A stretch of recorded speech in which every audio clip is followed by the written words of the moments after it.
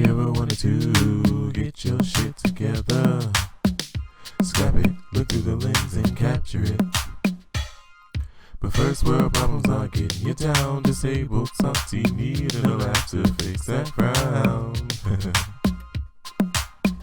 Well, you can do all those things and so much more. Just grab a seat in the chair or the floor. Sit back, relax, recline. While she drops another casual line. You're tuned into Casually Mollie with Mollie and Bergie. Okay, welcome back to the Casually Mollie podcast. I am your host, Mollie Ambergy. Remember, you can casually subscribe to the podcast wherever you stream your audio, or you can find us on YouTube or some clips and some full episodes on Facebook Watch. But now that you've heard all of that, let's get to the real fun here. Accompanying me, as you can see, is another lovely lady, Meaghan Phelps. The crowd goes wild. Yay! Hi. Hey.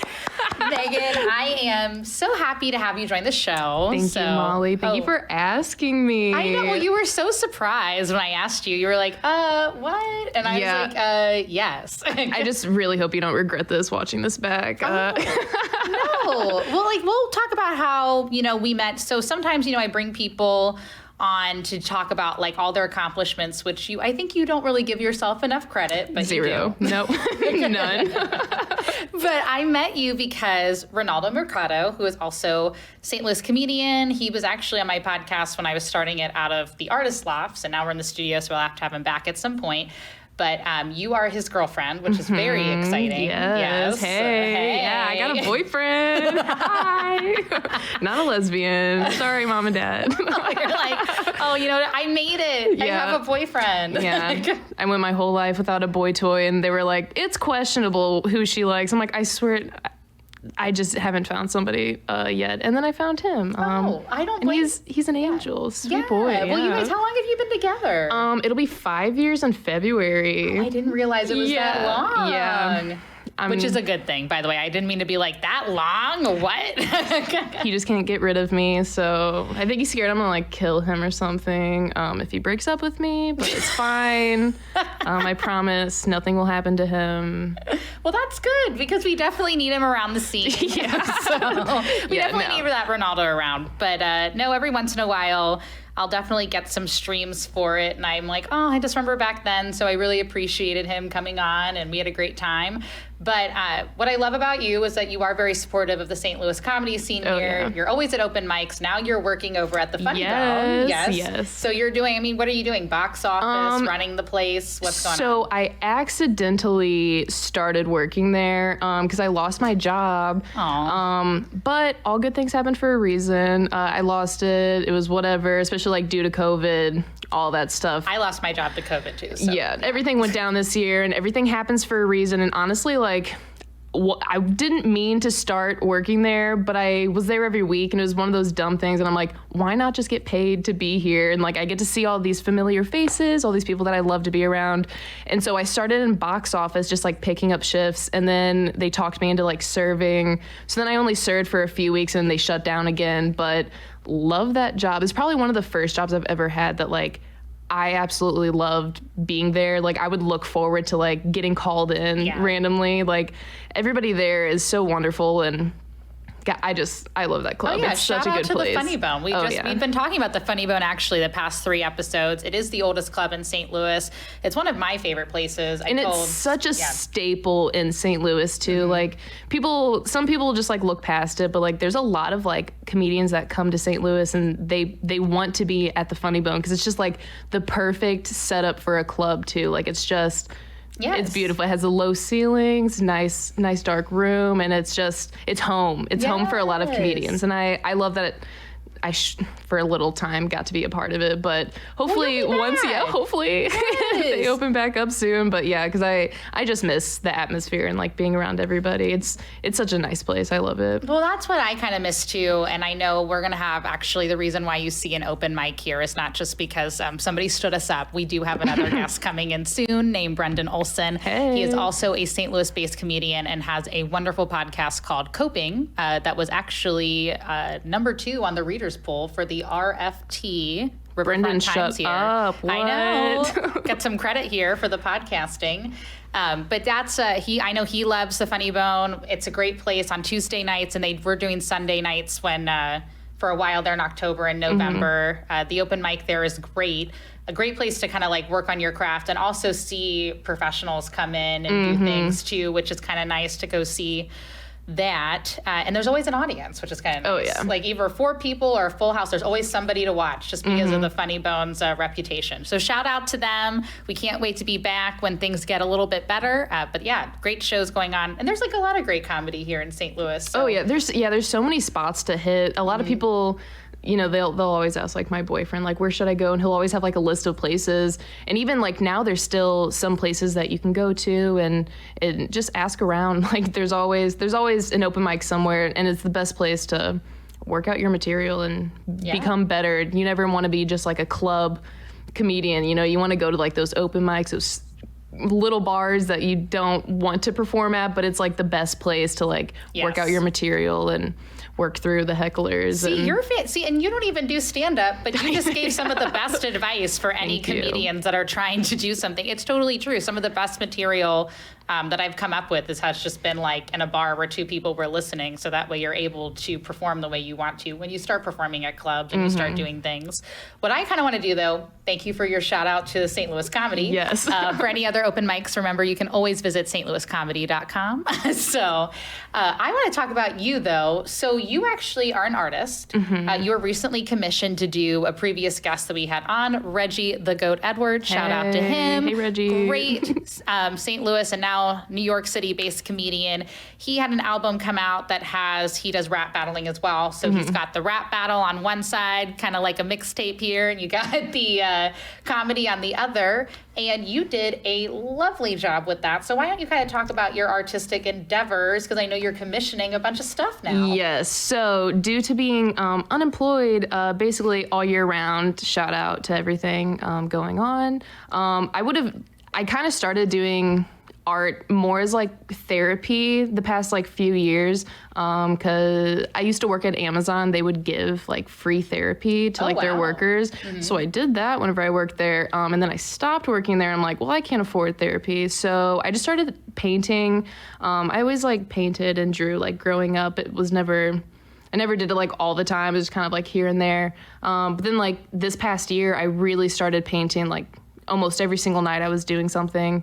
And then, lost my job. And I'm like, well, I need to make money. So then I started just like selling everything that I had worked on before, like everything that I had like hung up around my apartment.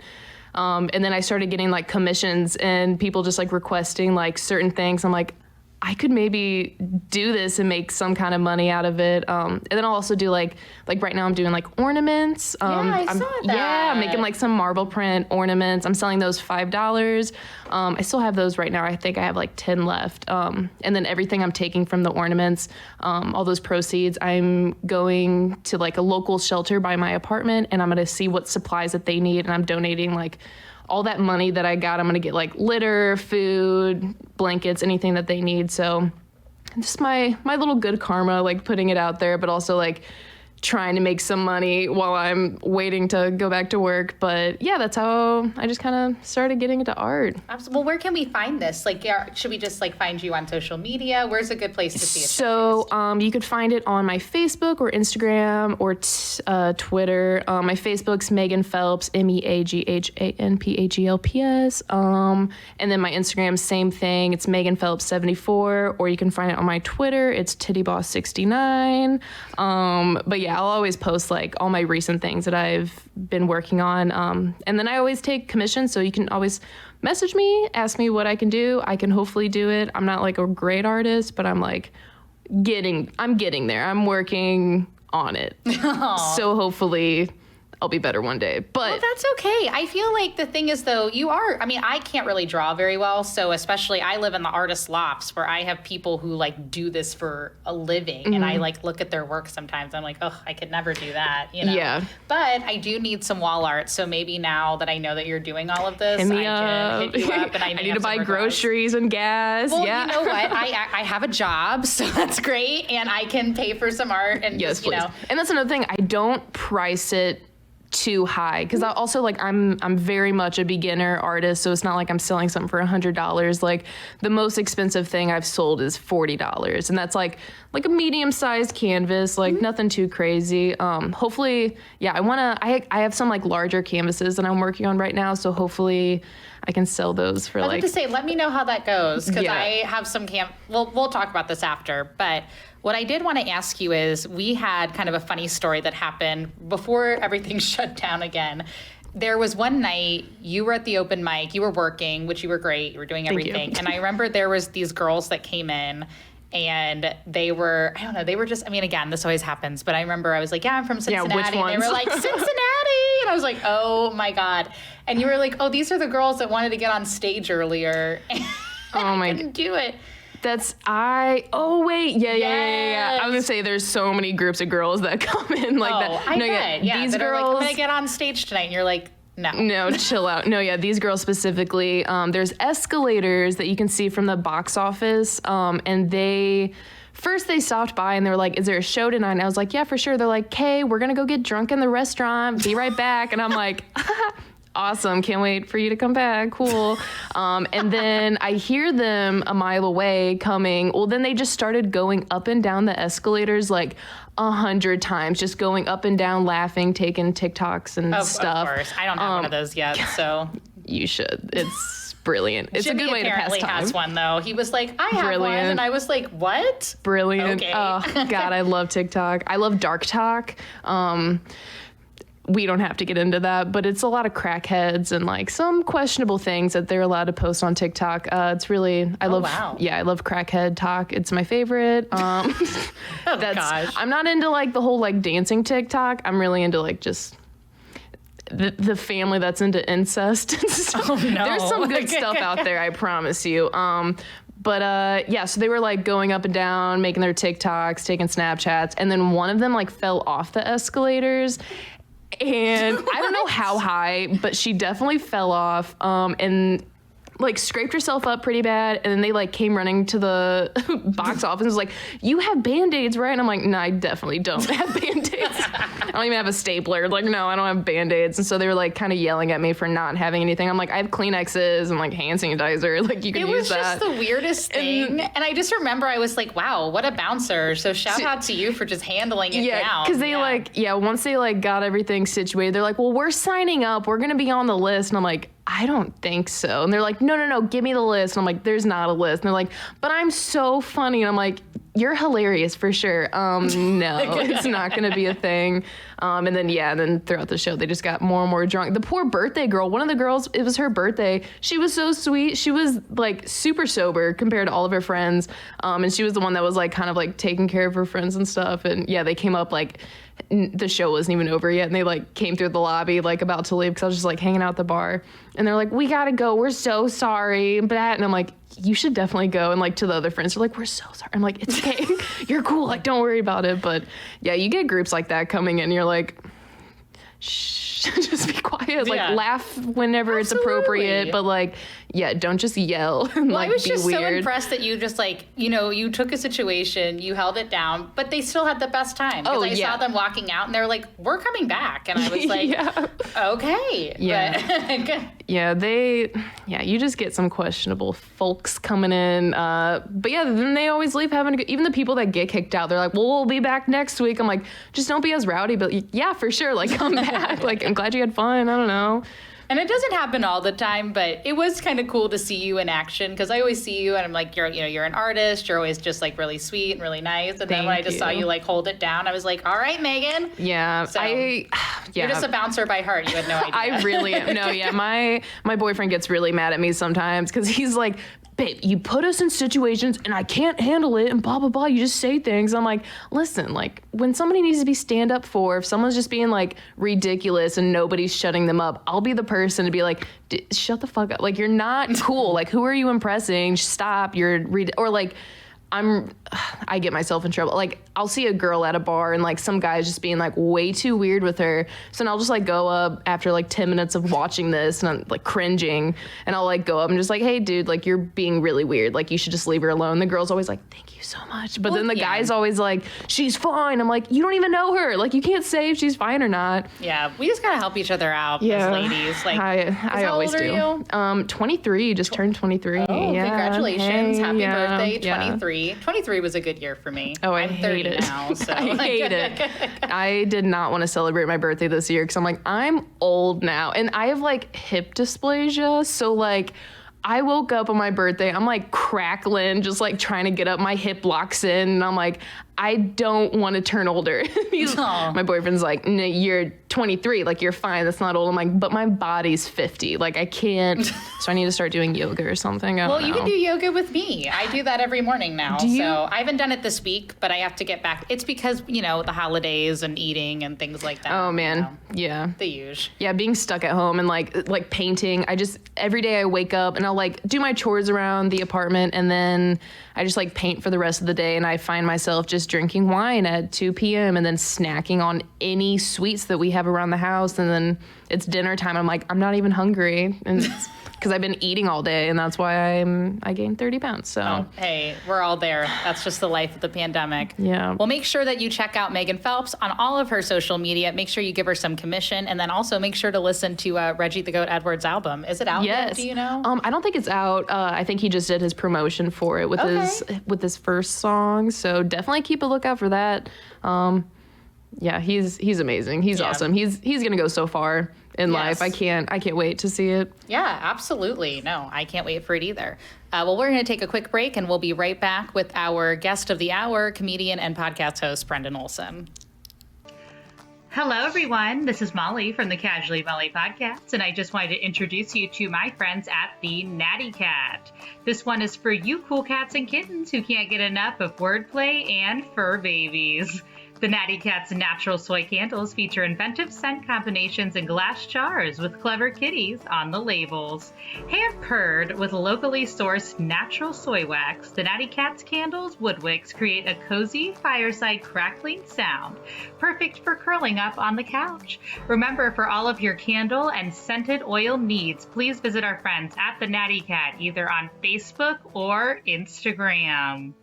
All right, everybody, we are back with the Casually Mollie podcast. I am so excited to introduce our headlining guest this episode. Really the first headlining, no, I'm just kidding. So Brendan, great friend of mine, Brendan Olson, St. Louis-based comedian.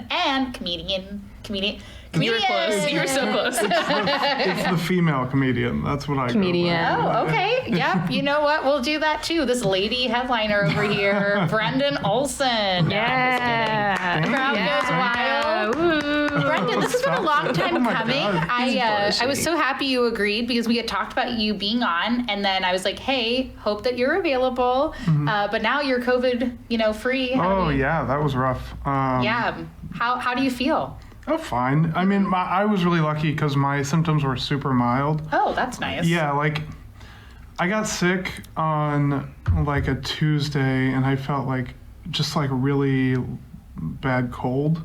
And I was like, oh, shit. I was like, I'm sick. I definitely have COVID. So I went to get tested. I found out on a Wednesday. And so I just got done with my 10-day quarantine on Saturday. Yeah, and now you're back at work, killing best at life, so, I got diagnosed with COVID the day before my long weekend for the holiday, so I took one extra day off. But so I only got one day off for COVID, and I felt so chipped. Oh my gosh! No, it was everybody was kind of getting it, and even with Jimmy, it was like he's like, I don't think I have it. Maybe I'm just like feeling sick, and I was like, I'm gonna be honest with you, like you have it, and we're not gonna see each other for a couple of weeks. Anytime I sneeze, I'm like, I got it. Yeah. It's here, whatever. And then he got it. He goes, you were right. I haven't. And I was like, I know. I was like, I hate to be that person. It was just like, you know, when you feel like you're such a dream crusher, like I was just like, well, because my best friend in Tennessee, she had it and they both had the same symptoms. So she was like FaceTiming me. He was like calling me. It was just a lot at once. But I'm glad you're feeling better. But we'll move on to a lighter topic here. I just wanted to double check to make sure you were good. I already did beforehand, but we're just going to update anybody else that's listening that is friends with you that Brendan is good to go, living this best life. So you are a St. Louis-based comedian. So let's talk about your comedy game here. How did we get into comedy? Where was this all started? So you guys were going on and on about the Funny Bone. Yes, That's what we do. Thank you. Shout out to the Funny Bone. So I did my first open mic at the Funny Bone. Tom Cook from Cape Girardeau, he was a member of a Facebook group that I started that we met through. And he was coming through St. Louis for like a business trip or something. And he stayed at my apartment. And he said, let's go do this open mic at the Funny Bone. So I went and I wrote like a couple things, but didn't have anything solid. And then it was like a second before I was going on stage and I was like, oh, I should probably figure something out. You know? Probably, yeah. Right.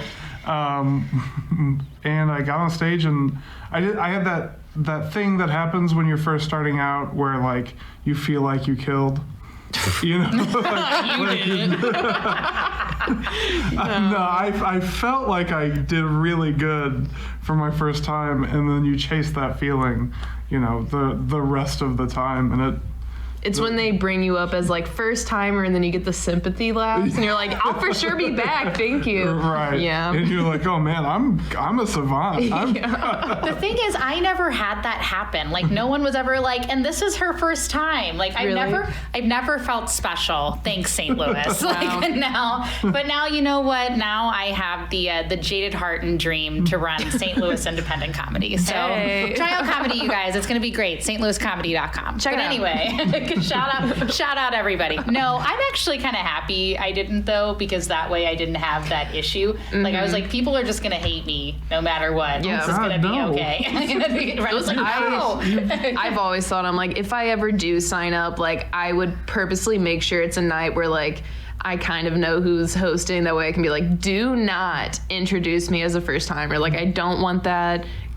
Even though like the sympathy laughs would be really nice, but also it's just like, that's so, I don't know, that puts more pressure because then now everybody's like putting their drinks down like she's gonna choke, like she's gonna mess up. I just would rather them see me bomb as like God a casual forbid thing. anybody pay attention to you Yeah, while you're I know. on stage.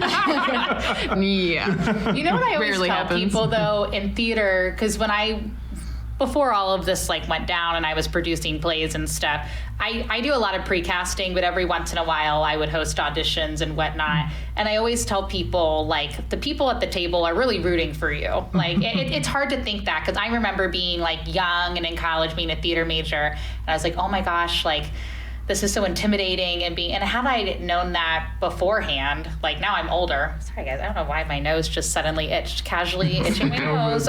Pick your nose is fine. You know, my nose is great. Thanks to the lighting from Kia and Chris Denman. But I wish I would have known that when I was younger, and it's not until you get older and you start realizing these things. So anytime, like one night when I was hosting, there was a girl that was there and she was like, it's my first time, I'm really nervous. She made me feel super old because she was an undergrad and had my professor. Oh, She's wow. like, you know him, I showed him your picture. And I was like, oh, that was cute when I was in his class. Yeah. So just always remember that, you know, people are like, they're waiting now. If you just act like an asshole, then that's a whole other ball game, and that's just not, but you know, we all live and learn. But anyway, so you did the open mic, and now how long have you been doing comedy? 4 years, I think. Okay. Yeah, 4 years in October. 3.5 if you don't count the 6 months everybody was off comedy. Oh, yeah. You know? But I did some online mics and stuff during that time. So, you know, you do what you can. Yeah. You know? But yeah, I've been doing it for about 4 years now. Nice. Wow. What I always liked about you too is that you're very enterprising in that you started comedy, then you actually had your own show for a while at, or did you have another show before that? Shannon Yarborough and I and another St. Louis comic who's not in the scene anymore tried to start a show down in St. Charles. Oh, okay. I didn't know about this yet. Yeah, it was at Quintessential down there in St. Charles. I know exactly where that is. Oh, yeah. We called it the Quintessential Comedy Showcase. Uh-huh. We did a couple, and it was actually really fun. But then the venue kind of turned on us after an unfortunate open mic. Oh no.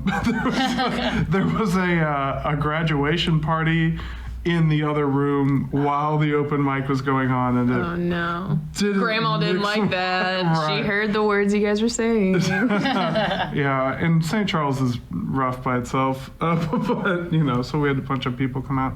So that ended, and then I did one. I ran a show over on Grand at the Treehouse called the Night Owl Comedy Showcase. And I did that for, I think, 4 months, I want to say. Because I was on a couple of them, yeah. which thank you. Oh, yeah, anytime. I got to run a one-night event for the World Series of Comedy there, too, which was really cool. That was a really good experience. And then right before COVID went down, I was running an open mic over on the Grove at Atomic Cowboy. I didn't know that. Yeah. Oh wow. Yeah, they had us on Tuesday, they had us on like Tuesdays and then switched us to Sunday and then switched the venue on us. But we were chugging along. Yeah. Well, it was cool. The night that I went, we actually ended up doing a workshop, which I thought was like the most helpful thing because for me, it's kind of intimidating. Like, that's the thing. I don't really care about random people, but it's always intimidating to be in front of your peers because you learn to respect each other so much. So I was like, oh my gosh. But it was probably the most helpful feedback. So when I went and did that set again, I just remember, shout out to Max Price. He gave me some notes and I was like, it flipped the whole joke around and I was like, thank you, Max. I was like, so much. But yeah, it was one of those helpful things and I was so thankful to you for that. Yeah. So that's what I'm kind of wondering, once, we don't really know what the future of everything is necessarily going to be. I know eventually it'll go back to something. So do you kind of feel like you're going to continue to produce shows or open mics once this is all kind of complete? Producing shows is a part of the process, but it's not a part that I love necessarily. I do think that it's important, and I am really happy to be able to contribute to the scene. But hopefully I start getting more work. Yes. Because I like doing comedy. Yeah, absolutely. Running shows is fine, but it's a lot of work. Yeah. People don't realize it's when you're running a show, a lot of it you're doing it yourself. Because that's what I did with my shows, is that you kind of run everything, alone. You're like, all right, I'm going to do production, I'm going to do this. We were just talking about this beforehand, running a podcast by yourself. And you don't want a lot of input because you kind of want to do your own thing. And podcasting is kind of a vessel to be able to be creative versus on radio you kind of have to take a break at a certain point. You've got sponsors, you got this, where this, we have a paid slot, but we have time to be able to kind of have conversations like these and sit down, which is what I kind of want to lead into. On top of comedy, you have a really great podcast. If anybody should check it out, is it on just all streaming services? I listen on Spotify, so that's why I'm asking. It's on everything except Google because they are not responding to my email. So that happens. Sometimes, Silicon Valley turns us down, and that's okay. Not all of us can be Mark Zuckerberg here, but it is called Coping. Yeah. And as Meaghan and I had mentioned earlier, it was the #2 podcast on the readers poll for the Riverfront Times in St. Louis. I have actually enjoyed listening to it. I remember when you first started it, you sent me a message. You were like, how do I kind of go about this? And we had a conversation, and now you've been adding the intro music to it, which I love. Yeah. And it's funny to say I love this intro music because it is about an interesting niche that normally people are hesitant to discuss. So why don't you kind of talk about Coping and the message behind it and why you started it? So I started Coping this year in the depths of COVID quarantine. I'd had the idea for probably 6 months before that, but it's about dealing with death, and I talk to people who have experienced, a lot of comedians, people I know, had a few of my coworkers come on that just talk about. Oh, you're fine. Sorry. No, I just choked on some water. This happened the last time. People do a serious subject, and I just either a coaster flies or I choke on water. You just ruin it. It's fine. I do. I feel terrible. I'm like casually ruining this whole moment. But go ahead. Sorry, carry on. Talk about death, and you're like, She just killed her boyfriend. He's in the back of her car. Now I'm just choking. Oh my god. I'm so sorry. I don't know why this is so funny. But Can you just not handle death? Is this why Yeah, you're that's giggling? You're well, like, and not until I listen to Brendan's podcast. it's a tough subject to broach, but I just try to do it in a way that really highlights the person's journey through grief and coming to terms with their loss. And I tell this to every guest before I bring them on. I say, I really want this to be whatever you need it to be. So I don't have any. I try to ask questions based on their story, but a lot of the same things come up, and it's all very interesting. And it's definitely can be hard to do sometimes. Like, definitely have a decompression period after every episode.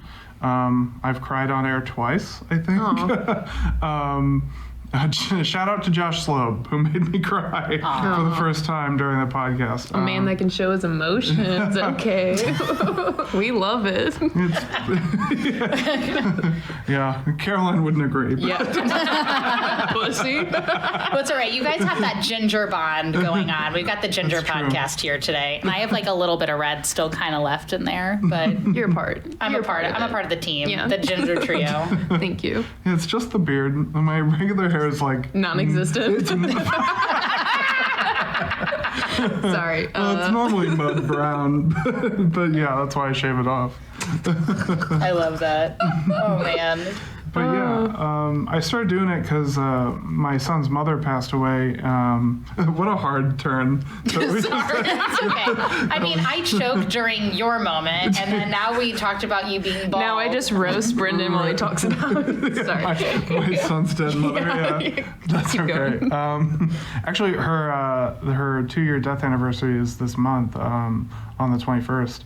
But so I mean, that's been a journey too, and it definitely did a lot of things to me as far as like healing even. But I guess I really just wanted to try and share that experience with a lot of people. And then I also watched that Netflix show. You would think after all the Netflix we've probably all been watching, Describe we would it. know. Midnight Gospel. That's what it is. Oh, Midnight yeah. Gospel. I've Duncan never seen Trussell. that. Oh yeah, D-Truss. I really like Duncan Trussell. He's brilliant. But if you haven't watched it, it's really great. It's a really cool show. I have so many, and you know how it is. You have Yeah. all these shows. So I'm just going to add this to the list, but go ahead. So Midnight Gospel. Just watch the last episode. It's him interviewing his mom who's dying of cancer, and it's like really touching. And it kind of inspired me to really like buckle down and start doing this podcast. So Wow. I didn't know that was the reason why. That's beautiful. yeah, Love it. Yeah, great show. Well, thanks. It's sad. But Love I find interesting. Well, now I'll ask you this too. Do you book your guests, or do they kind of ask you like, "Hey, I want to share my story"? Just because I wouldn't know how to. I guess like how would you book people? Be like, I'm sorry, have you experienced loss, death, depression? No, bye. Right, Yeah, you can't be on my show. How do you filter through this? So it was actually something I didn't think about before I started it, and then once I was like 5 or 6 episodes in, I was like, oh, I don't know that many people who have had death in their life, or at least not a lot of people talk about it. Which You Right. should have me come on the show. I'll make you cry. who died? My cat, Perry. It was a really rough time. That Every is- time I would drink, I would bawl my eyes out at the end of the night. And then Your pets Ronaldo, do become a part of your dude, family. yeah, Ronaldo. We would just be driving to go get Jack in the Box or something, and I would just start crying, looking out the window, and he's like, "Is it Perry again?" And I'm like, "Yeah." Yeah. She just had it was like her 4-year anniversary was the 21st when she passed away. So Yeah. Well, I get it. That brings It's up a cat, but I get it. No, that brings up something interesting because I really like as well as trying to find people, and I always say it's the podcast I never want to invite people on, because it means that they've had somebody die. Right. But I had to decide pretty quickly like what I was going to put on the podcast and what I was going to include in my genre, and I definitely like didn't want to turn anybody away that wanted to talk about pet death, but it was also something that like, is that respectful to the other guests? Yeah. That's what. Yeah, you should have like, I don't know. You should dive in like different episodes of like human death or even deaths of like friendships, like losing that relationship and then pets and stuff like that, because there's like so many people can cope with like all those things, and like because after a while you're gonna kind of run out of people or ideas or something, and like eventually like you could gravitate into like that. We're just workshopping his this is like what this is about, because like I said, I find it interesting when people are talking about it, because I'm somebody who's uncomfortable. Like even when my parents like talk about death, like my parents are in their 70s and they'll just like talk about it like it's no big deal. Like my dad's like, I've lived a good life. If I dropped today, it'd be fine. And I'm like, Dad, but me. What about me? And he's like, no, I'll be around, but like you turned out great, and I'm really happy for like he just doesn't. I mean, obviously, like of course, maybe that's his like way of coping, of being like using humor as something like that. But it's hard. Like my mom will be like, here's like what happens when we like they say like here's the security box for this or whatever, and it's something you don't want to talk about, and I get upset. I'm like no. So your podcast actually kind of helped me kind of not necessarily prepare for that. I don't think that's the right vernacular, but just kind of understanding where people are coming from too, just on the same time for people who have lost a parent or a relative. People are like, and I know that a lot of people are like, oh, Molly, you're nice, so it's okay. Like whatever you do, you're helping. But I feel like I never have the right words, or I don't have the right thing to say to somebody, because what is the right thing to say? There's never like, there's nothing right to say, and also you never want to say the most cliche thing like, I'm here anytime, just shoot me a message. It's like, no, they're never gonna message you. They're never gonna do that. Like, you need to just step out of your box, send them an edible arrangement. Like, that's something, and just like have a nice message. It's like, just thinking of you. Yeah. Like, that's like a nice little thing that like people can receive that and just be like, okay, like somebody was just thinking of me, and they didn't go into that cliche thing of like saying like, I know it's so hard, I can't imagine, and blah, blah, blah. It's like, yeah, you can't imagine, because this is my life, this is my world. Like, I'm the only one that can decide like how I'm feeling, and even though like everybody else has also been through like similar situations, but like, yeah, it's always like a weird thing to like talk with others about. Yeah. Because like, yeah, I mean, definitely going through that was something I noticed, that nobody knows how to talk to somebody who's had a recent death. I felt like when I was going through it, a lot of people treated like the person who died, Verdana, she got treated like something that happened to me and not something that was part of my life. Yeah. And I really have thought about this question a lot. And I really think that's a really good answer, is like always sending something, buy me things. I'm always send $100. Right. I don't know, I need new underwear. That's always great, but also, even if you just ask them about the person that died, or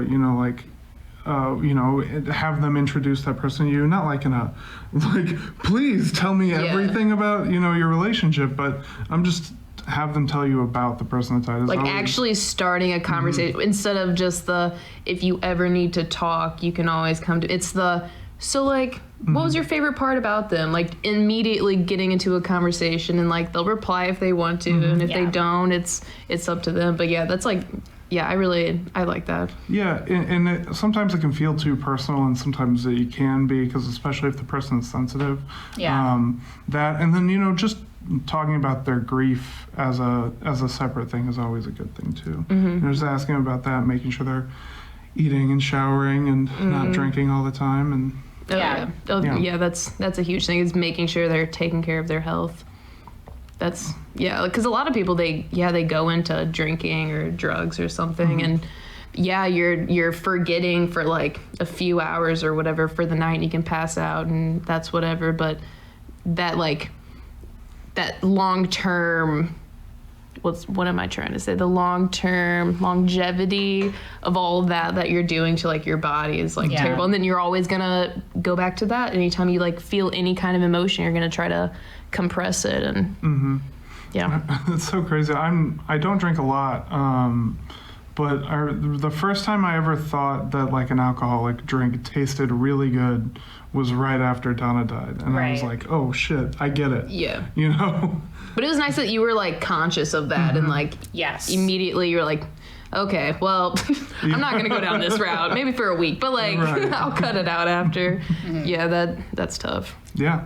But you know, it's led to a lot of amazing things too, and it's helped me and my son grow a lot. So Oh, I believe it. It's like talking is like the best medicine you can get. It's like anytime I go through like anything rough in my life, just like I'm very secretive and I just keep everything inside, and I hate showing like my real emotion and stuff. That's like I do too. I'm so terrible. Like my senior year of high school, my like childhood best friend, our families were like really close. We were neighbors. She passed away in a car accident the summer before our senior year, and that was like, you just think about like, well, the past 4 years we haven't really talked to each other. We were always nice in the hallways, but like we just lost connection. You like think about all this stuff and you get really upset, and like nobody in my life knew that I was like depressed because of like all of that and like losing her, and like because it was always one of those like, you'll be at my wedding, I'll be at your wedding, duh, both of our families will be there, like that's no question about it. That's the plan. And like, everything happens and like I would not talk about it. But then the older I get, I realize like anytime something happens, like I'll hold it in for like a few months, but then afterwards I'm okay with talking. Like I'm okay. And then you realize like, oh wow, you're supposed to talk about this stuff, especially like with like somebody close in your life, or even just like a stranger. Like if they're going through something, you can be like, well, hey, and then you just start talking and have like a 30-minute conversation. Like I found that like, God, I have the best conversations with strangers, and we'll just start crying and stuff. And we're like, I needed that. See ya. Like, and that's it. And like, oh my God, talking's literally the best medicine. Well, that's why I feel like here we are talking, but but it's so true. I feel like even just with these podcasts, sometimes like I'll have something going on even before I walk in here, and I'm like, all right, well, I'm meeting with the friend, or I have, a guest. Like even today was kind of nuts. And, I always get kind of sensitive during the holidays just because like, it's hard when you don't have like a lot of family in the same area as you. And so like, that's like another thing too with COVID, I won't be able to like see as many people, but then like I have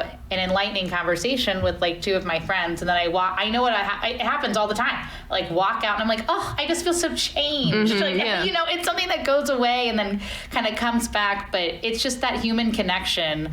Even though sometimes it ebbs and flows, you're 100% correct, which is what I love about you. What I think you have a really nice gift about is that, it happens a lot on Casually Mollie. I'll get really excited about something, but it's just a different podcast. Like a lot of times, like, you'll have people like talk about a show or music or anything like that, but you have a great skill of listening and sitting there, because it is such a heavy topic and you don't interrupt somebody else's story. You're like, here, we're gonna kind of pick the layers of everything, and everything always seems, even though we can't really get a conclusion of everything together, but it somehow concludes on a good note every time. So you just have such a natural knack for it. So how do you we were talking about kind of like branching out, and where do you kind of see the podcast going from here? Yeah, so I'd really just like to keep doing it, and I definitely have. Well, here, I'll answer your question first. I'd really like coping to be a non-advertising, just sort of project that I do, and then I'd like to have other projects on the side that maybe become as popular as this podcast is. Sure.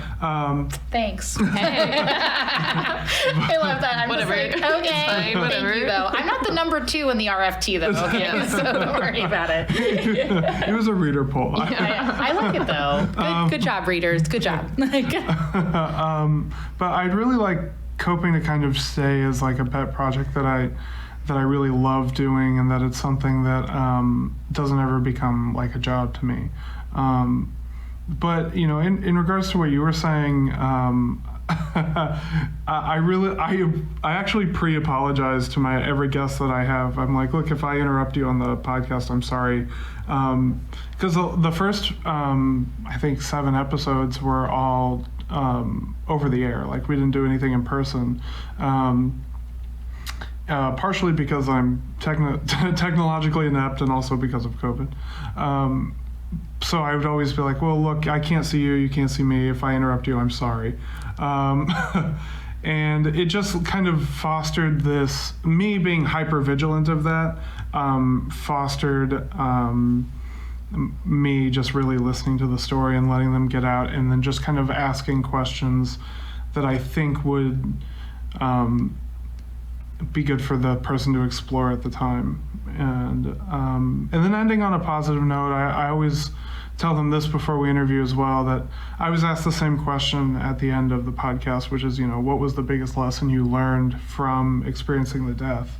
And it's always positive. It's always something positive. And I think that's something that is very genuine as well. I don't think it's somebody trying to force a positive message or a silver lining in somebody's death. I do think that going through grief, while painful and hard, is something that you come out of better. Yeah. Or at least different.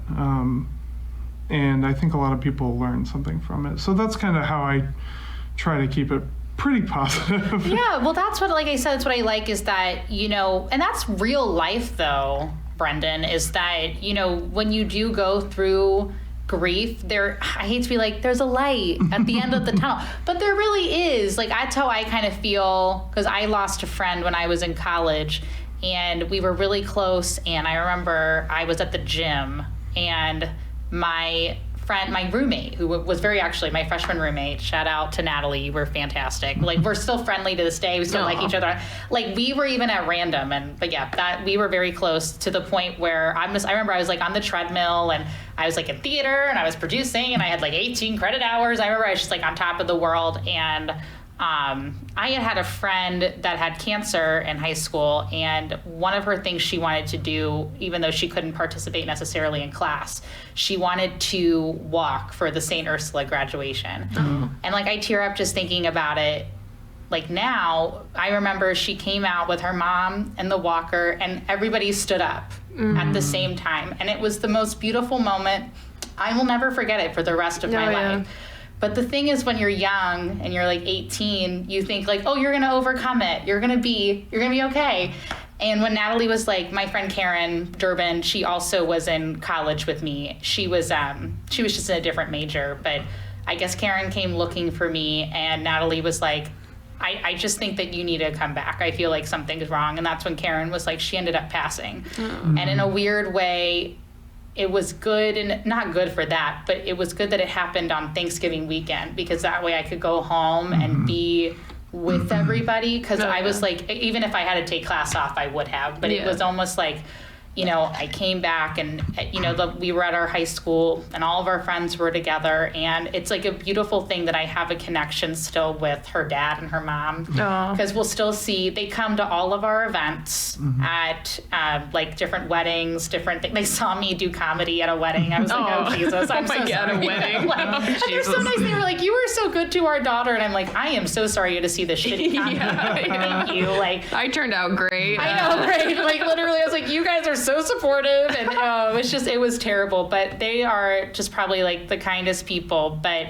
I always was wondering, like, how do people who go through experiences like this, not to be on a soapbox here, and so positive, and then through your podcast, I kind of saw how people dealt with grief and how they ended on a good note where they had like a positive lesson out of it. And what I thought was interesting too, it's just like what Meaghan touched on, everybody's like, I want to talk about this person. Like, I want their life to be remembered, which is kind of crazy how we as humans are like, oh, I don't want to bring anything up. If it's anything wrong, it's like, no, I would love to talk about my dad. I would love to talk about my mom. I would just like to talk about these people. So I really appreciate you kind of touching on a niche that necessarily maybe sensitive and kind of scary towards other people and bringing a light towards it, you know? So Well, like, I haven't done my research, but like, I feel like there's not a lot of podcasts like that. I didn't look before I started it because I didn't want to get discouraged. Well, then everybody watched yours and they started, and they're like, I was the first one, actually. see, that it's gonna be so popular. Everybody's like, I'm gonna teach some people, and Brendan's like, already did. Yeah. Well, yeah, I was thinking about starting another project. Death wasn't hard enough for me. I want to start talking to people about their parents and their relationship with their parents. Yeah, that'd be great. So that's something I've been considering starting a podcast about too.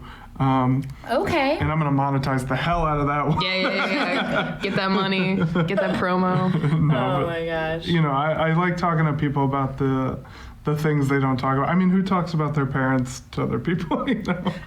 Would probably be kind of entertaining if you talk about your parents. Like, there'd be some things, obviously, that would have to delve a little bit deeper, but I'm sure, who knows, what would you call that? Casually parenting? I don't know. There you go. It'll be an offshoot of your podcast. I would be totally Are your okay parents with still that. together? Question mark. That'd be a good one. It's like, hi, I'm Brendan Olson, and I'm Mollie Amberkey, and this is Casually Parenting. Are you coping with trauma, heartache? Like, it's just, I don't know. All right, I'm down with this. This is, Yeah. What did we just come up with, you guys? What just happened? Yeah, I'll be your first guest. I'll tell about all my family drama. That'll be great. They're going through a divorce right now. Ooh, let's get into it. It's okay. I moved out. I don't have to spend weekends at my dad's. So.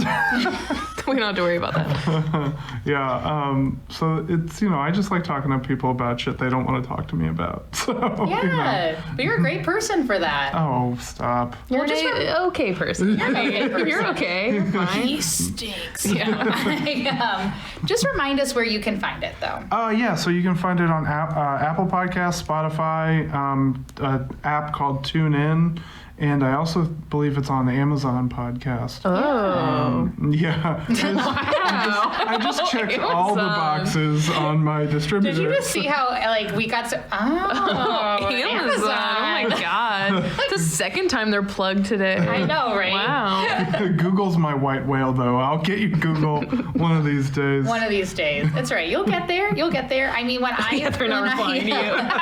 when I submitted my Love podcast to Spotify, now all the podcast episodes, even the ones that had very bad audio in the beginning, which like some people are still listening to, which thank you for that. I'm glad that's entertaining people at this time. Spotify didn't even accept the first season of it because the audio was probably so bad. Man. So they started the second season when everything was a lot better. So which like is kind of a blessing. So if you like Spotify, thank you for listening to the good audio. I appreciate it. But we'll actually transition here. So we're gonna end. So speaking of positive notes, I'm gonna have you guys weigh in on something that actually recently happened to me. So I kind of touched about this, but I kind of want the validation that Jimmy didn't give to me about how well I handled this. Okay. Oh, I love this already. So, Let's go. Dish. you know, speaking of casually Oh my God. coping here, it doesn't have to do with death, but my day job is I'm an essential worker. Finally, somebody is this, you know, I'm essential. I literally went from one essential job to another. I worked at a hotel and now I sell people apartments to move into, which is very Congratulations. exciting. Oh, thank yeah. you. Yes, when I can't do some comedy, I might as well just live out my dream. Yeah. I'm looking for a place. So. Oh, you know what? Just let me know. Did you ever find a place? Oh yeah, I'm side note. I'm closing on a house. Oh my God, Right. I saw the drama with that. Oh So. God. That was Congrats. some drama. I'm gonna restrain myself from dishing. Oh. Well, like, all don't know, we we can want leave some with that for tea. sure is that Brendan does have a place to live. So He's that not is homeless, even though he might look it. Just kidding. I'm Very kidding. chilly I'm homeless kidding. person. So Where's your it's beanie? we got the beanie, we got the bald, and I have to get a haircut up this upcoming Saturday. But jacket yeah, does look like I I'm was homeless. sitting at my desk, and the doorbell ringed, and oh my God, it's like, you know how everything happens in threes? they said Amazon delivery. So, of course, I was like, sure, come on in. I hate you, Jeff. Oh, my God. I hate him. Well, so this man comes in, and he's in a blue jacket that says Amazon, everything. Kind of hot. No. I wish. I did have a hot UPS driver when I was in high school, but that's a whole other story. Ooh, I had one when I worked at the gas station, but he was like 50 and I was like 18, but I'm like, hey, I have dog treats. I don't know if you have a dog, but I got them. Hi, I had blonde highlights in high school for a minute, so when UPS came, I felt like legally blonde. Yeah. Well, we're going to have a whole other episode about hot men in uniform. Yeah. UPS, Amazon, you name it. We're going to talk about that. I may be taken, but I'm not stopping at looking. What? Does that make sense? Sorry. Really strong, but it didn't. And then you just saw my confidence level. You said, oh, she's... Anyways, continue. So this strange Amazon. So he comes in, and I gotta give it to him. He did come in with the story, and at first, but again, I was a theater major, so people try to do this all the time, and I was also in retail. Cheers. Mm-hmm. He comes in, he's like, yeah, I'm one of the Amazon supervisors, and I was like, oh, is there which sometimes Amazon drivers do leave packages outside of our door, so I was like, maybe this does have to do with that. We've had a few tenants complain or whatever. Mm-hmm. And he was like, oh, well, I'm just here because I have to check to see if you got the correct amount of packages. And I was like, well, what do you mean? And he's like, well, I have a scanner and I have to scan and see which ones are for you guys and which ones have to be returned. And you know when you're just kind of like in shock, right? Like you're just like, what? This doesn't even make any sense. And Jimmy's like, did he even have a scanner? And I was like, well, he did take out his phone, which was encased in something, but it was encased in something like this, like a clear. So I was like, dude, this is amateur hour. Like, I know what I'm doing here. So when you have more than one package, I just put it in the front just so that way I don't have to keep going back. And then thank God the rest were all the way in the back of the building, basically, when my boss's office that was locked. And he passes the desk and he starts pretending to like scam things. But here's the joke. Like, see how my phone has, well, now it's got my dog Polly. But beforehand, I think his phone was maybe dead. So he was trying to pretend to scam something. And here's the thing. I was like, oh my God, he's going to try to rob some packages. But I also got pissed because I had organized them so well. By apartment number, and he messed them all up, and I just stood up and I was like, what are you doing? Just like, what is happening? Yeah, don't touch it. And he was like, what do you mean? And I was like, you're messing everything up. He's like, I'm a supervisor. I know what I'm doing. No. And I was just like, no. And he goes, this is actually one that needs to be returned. Well, sure enough, it said UPS on it. And I was like, well, it doesn't because it says it says UPS and you're messing up my packages. And he goes, oh. Well, I don't know how I did that. And all I said to him, I was like, well, I think you need to go. Mm-hmm.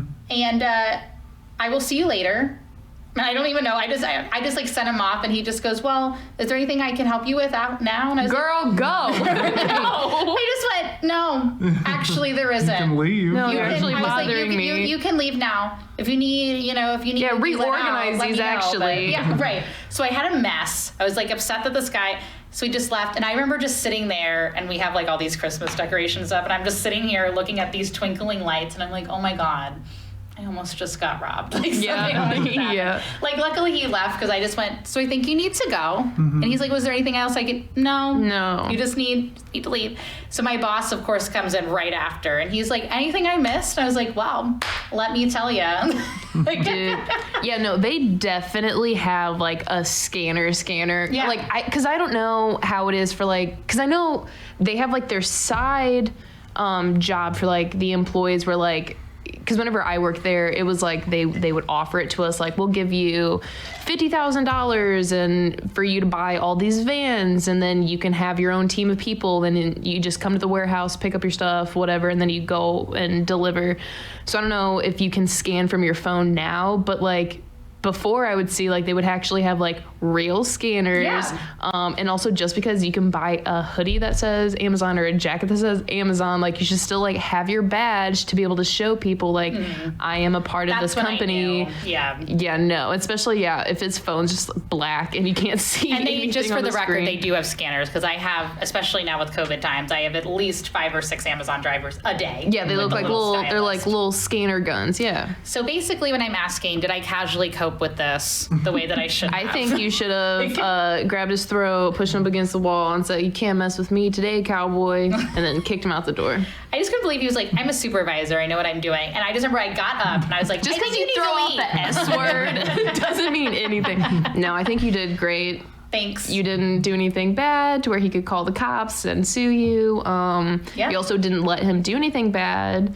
So did your boss give you a holiday raise? Oh my gosh. Oh, he definitely gave me some really nice, actually, satin hand sanitizer. Oh my God. In this day and age? Oh my God, we'll take it. It's really nice. I'm like, oh my gosh, I like wash my hands You go, with it. And, this is like beautiful. after I give chores, I'm like, this is great. But yeah, I just wanted to know your opinion, Brendan, so that way Jimmy can leave me alone. Because he was just like, babe, you need to be careful. And I'm like, wouldn't you just tell me good job? Hello. So that's why I was like wondering, do you think I casually coped with this the way that I should have? Oh yeah, I mean definitely. I mean, I see just with my job working for Cash App, I see people try to get scammed all the time, and these scammers are bold. Dude. They're starting to casually being scammed. Yeah. I had so I do phone support for Cash App, and I had a lady call in today, and she was like, "Yeah, I had a guy call me, and he was like, your account is locked. You need to send me $1,000 so we can unlock your Cash App account." And she was like, and then I asked for his ID badge or his employee number, and he hung up. Yeah. And it's like, we called, you didn't have any like backup plan for that. You're just, I think scamming is a numbers game. Yeah. Dude, 100%. there's this guy on YouTube. I don't know his name, or else I would plug him. But he like pretends to like he'll talk to like these scammers that keep like calling him and like harassing him, but then on his computer he will hack into their computer, and then like there was this one video where he hacked into like their Skype like conversation of like all their employees, and they're like talking about, they're like, yeah, we're getting this guy so good, blah blah blah. And so then like during their conversations on Skype, he'll just randomly say one of the names that's on that conversation while he's talking to like somebody, and they're like, excuse me, and they're like, yeah, like how's blah blah blah doing, and they're like, oh my God, what? And then he'll like continue to like hack into the computers and like see what they're doing. And then, cause they'll just be like, you need to go to this page, blah, blah, blah, click this, put in your credit card number, all this stuff. And he's like, okay, yeah. Well, will so-and-so help me on the other line? And they're like, how do you know that name? And like, they freak out and like, oh my God, I don't know his name. I can't remember. I saw it like this past summer, I like watched it, and he's brilliant. I don't know how he hacked into like their like software or anything, but just seeing him getting the scammers was beautiful. I loved it. Bring them down, man. Bring them down. Yeah, yes. Play their game. If they're gonna do that, yeah, get them and be smarter than them, because that's what he was. He was just way smarter than them, and yeah. Company's gone. It was just the craziest thing. Like I was telling Jimmy, I was like, I'm gonna get the validation for it today. He's like, well, I'm sure that Brendan and Meaghan will be impressed. You know? Like, that's like, yeah. No, yeah. Jimmy doesn't have a high opinion of us. Jimmy knows who I am. What? Oh my God. Jimmy Day, the one that had COVID. What? I had COVID too. Shut up, Brendan. Not everything's about you. Dang. Oh, I love it. I love it. Well, speaking of just, coping, during this time frame, what have you guys been kind of doing to keep busy during all of this? You've been doing art, you've been doing podcasting, but is there any, have you watched like a certain movie or listened to some music, anything like that you would recommend our listeners to listen to? You go first. Yeah, so I've been watching a lot of Futurama. Okay. Which I watched like episodes of when I was a kid, but never like watched the full thing. Midnight Gospel, check that out. That was really good. And I want to come up with something productive that I've done other than like the podcast. I used my government money to buy a drone. Oh, yeah. Did you crash it? has a drone. He just used it the other day. Yeah. So I'm sorry, other people that had to use your COVID money for bills. Yeah, me. I kept my job the whole time, so it was just gravy for me. But I bought a drone, and I did wreck it the fourth time I used it. Yep, that's how it goes. They've got it's got like a sport mode where it flies like 30 miles an hour. And I was at Queenie Park, and I just flew it right into a tree. I mean, just directly into the tree. I don't know where I was looking or what, and a whole propeller fell off. Oh. You know, like the wing, and my dad glued it back on for me. Did it work? Yeah, it did. It's Oh perfect wow, now. you're lucky it worked. Yeah, because fixing that stuff is so expensive. My dad's really into like the helicopters and the planes and stuff. And for one Christmas, he got like a really expensive, like a $200. It was either like an airplane or I'm gonna say it was a helicopter. And like it was Christmas Day. He opens it. He's like, "Let's go to the field, baby. Let's go!" And flies it and immediately went into our tree and broke. Like couldn't fix it. It was like $100 repair if you go to like the little stores. Yeah, not worth it. The drones and the model airplanes are so expensive. My dad was really into it for a little while, and he has this giant like. It's a dad thing. It is Look a at dad you. thing. Oh God, You're a dad. Do you forget? I'm a cool dad. That means I'm lame. Yeah. If you say it out loud, yep. But it's got like a 4-foot wingspan. He built it himself from scratch. It's crazy. Oh, wow. But it was like $1 million. I'm pretty sure. Yeah, I There believe was it, all those one parts. plane I built, so I had like one phase of it, even though I was a girl, I guess. Like literally. We can build Airplanes are planes. gendered. It's fine. You can do Yeah. No, whatever you seriously, want. people all the time are always surprised when I was little. I was actually a little bit more of a tomboy than I was. Same. Obviously now, look at me. It's probably not that. I didn't even want to wear a bra because I thought that was too girly. I was so upset. I cried. I wore a Like, bra, yeah, so- my mom would- my sports bra. I was like, what is this? sports bra. Yeah, Oh, I would cried. literally always. I never wore a wired bra until I think maybe high school. Yeah, I always same. would get like just like the soft bras, no Yes, underwire, because I was yes. like, people know I got titties and like I can't do. Oh man, and now I'm like, I wish I had more titties. Like I can't. I'm buying push-up bras that are extra padded from Victoria's Secret. Bombshell. Hey, what's That's up? right. I used to got work it at Victoria's on. Secret. Doesn't look like Just a side note there. That's Yeah. a whole other podcast. Yeah. We'll have to do that. Sorry, but Brendan. Yeah, I I don't know if you can relate. get in trouble. I love how many topics we covered. We covered your album art, Thank you you. being a bouncer at the Funny Bone. Yeah. We covered Brendan's podcast. I teared up. Also, I built a model plane, so now we know that, and I still have it in our house. My dad kept it because it's a dad thing. Wow. What is this? So my Good dad, dad. you know, everybody's dad like worked together for that. So who knows? Maybe that's something I'm gonna do now. I am trying this new. I bought a kit.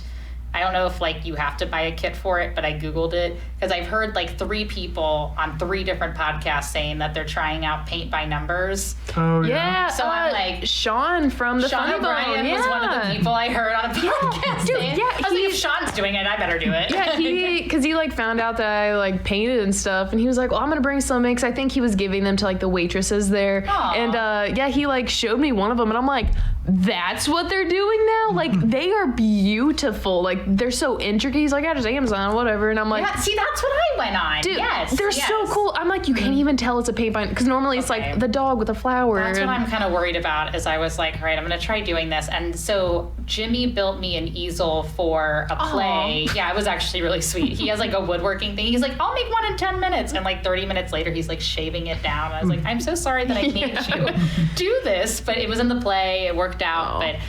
In the artist lofts, we have like a paint room. So I was like, I've never used it, and I'm not really much of an artist. So I was That's like, so maybe I'll fun. do paint by numbers. So who knows? Yeah. Maybe you can kind of help me. Yes. with some stuff. And be I'll like, even bring some canvases if you screw it up and be like, well, let's just do our own thing. Yeah, you just please, Megan. I would love it. Bring your mask. I've got mine, my new one. Shout out to the Daily Disco. My friend runs it, and it says I slay, but spelled Hey. SLEIGH.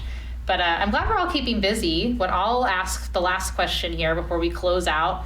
Brendan, you've done comedy, you've done podcasting, you're a parent.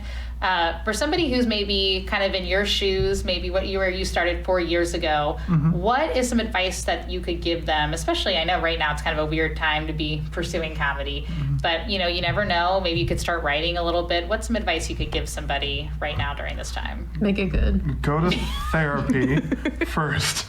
Just go to therapy. That's what you need to do.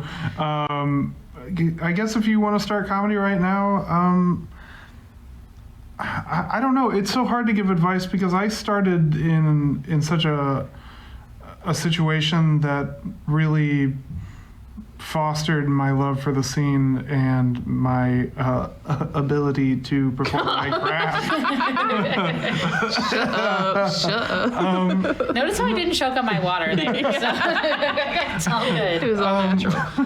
No, I mean, I do know a couple people that have started really recently, and if you find an open mic that's open, go do some stage time. Try to do online open mics if you can. It's really different, but it's still a good practice. And if you do go to an open mic or a show, wear a fucking mask, social distance. We can't keep the scene going if everything gets shut down for another 2 years. So I think that's the best advice that I can give right now is if you're going to start it, be respectful and wear a mask. And don't listen to most comedians. Yeah. Yeah. Meaghan, what, you're doing your artistry. Is there any advice that maybe you would give during this time to somebody who's kind of using art right now as an escape? Or that sounds really deep, like using art as an escape. But it's always an escape. It's always an escape. Yeah. But what would you kind of say to somebody who's doing art right now, especially now that you've done, you're having friends trust you with their artwork and stuff. What would you tell people who are, trying to put, their texture to paper or canvas, all that fun stuff? You gotta practice. It's That's true. You are learning every single time. That's why I love having different commissions being sent in to me, because then I'm learning all these different things that they're asking. So just practice and enjoy it. Don't do it while you're hating it. If you are sitting there late at night painting or drawing or anything, and you're just like, my back hurts, I'm angry, this isn't working out, just put it to the side, go back the next day, and don't try to rush anything. Everything takes time. You can even work on something and stick it in the closet and bring it back a couple months later and start working on it. And you can always fix it. Like my man Bob Ross always says, they're happy little accidents, baby. So definitely do that. And watch YouTube and TikToks of people who do art. That's what I always do when I feel like I can't make what I want to make, but then I'll watch somebody else make it and I'm like, okay, and then I'll listen to their techniques. Just listen to other people and take criticism. And that also goes for comedy too. Take criticism. You need to hear it. That is okay. And even if you don't believe it, listen, maybe later on, kind of working into what you're doing, because more than likely the people mean well. Some don't, but You perform your art just how you want to. Don't let anybody. It's your art. Don't let anybody tell you how to perform. Yeah, you're fine the way that you are. Don't listen to anybody. But get better. Yeah, you can get better every day. Thank you. Yeah, no, I think that's. Was it good? Was that good? Yeah, Thank you, guys. Yeah, I was like, was that good? Oh, yeah, Thanks so much. thank you. Thanks, guys. I'll be Well, here all I really week. appreciated this. This was great. I think we got some good representation of comedy, art, podcasting. Remember that you can subscribe to, Brendan's podcast, Coping, wherever you stream your podcast. We're just going to put it there. Except for Google. Except for Google. Goddamn Fucking Google. Google. And Damn it. remember that you can always casually subscribe to the Casually Mollie podcast. We are available on all streaming services as well as YouTube and Facebook. But now that our episode has ended, I always ask, what are you going to casually do now with the rest of your time? Ooh, I'm going to take a piss break after this. Yeah. That's all I got. I gotta pee so bad. What about you, Brendan? Yeah, Brendan, what's up? What am I? I'm gonna sleep. No dreaming, just casually I love sleeping. that that is how low everything has gotten now. Is that. I'm like, what are you going to casually do now? Gotta pee. Pee Gotta and go to sleep. sleep. Yeah. Well, I really appreciate everybody watching or listening, and see you next week. Have a good night, everybody. Thank you.